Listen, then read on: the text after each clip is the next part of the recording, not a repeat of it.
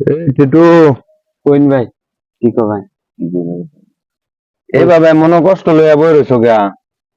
কি একেবারে সব জায়গারই দাম সবকিছুর একটা চাইলের যে দাম সবকিছুর দাম ভাই একটা খাই কেমন আমরা ঠিক, গরিব মানুষ ঠিক আছে, চাইলের দাম দাম বাড়তি, ওখানে আঙ্গর তো আমন লাগবো নাকি? হ্যাঁ এইভাবে মনে কষ্ট লইয়া বয়ে থাকলে কাজকর্ম তো করুন লাগবো। হ্যাঁ তা তো করুন লাগবেই ভাই, ঠিক আছে, ওই যে দেহ গরিব মানুষ আমরা। গতকালকের আগের দিন চাল কিনবার গেছিলাম, তোমার 2500 টাকা বস্তা আছেন, যে 28 সে যে মোটা চাল দেয় হ্যাঁ এটাও তেও ওই 2900 টাকা না? 1200-1300 টাকা আছেন।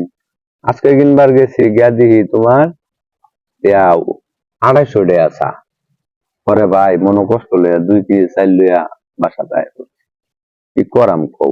করবো কি আমরা না, মানে খাই কেমনে এটা?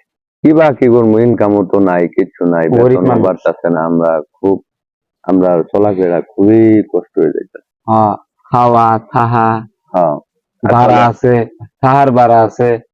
আসলে এরকম যদি ওইটা থাকে তাহলে কিভাবে চলবো কও? আসলে চলার মতো কিছুই নাই। তো আসলে বন্ধুরা, সবাই সাবধান হয়ে যান। এভাবে যদি চলতে থাকে আমাদের গরিবদের চলাফেরা, খাওয়ার গরিবদের লাগতো না। খুবই কষ্ট হয়ে যাবে। তো ভালো থাকেন সকলে, আসসালামু আলাইকুম।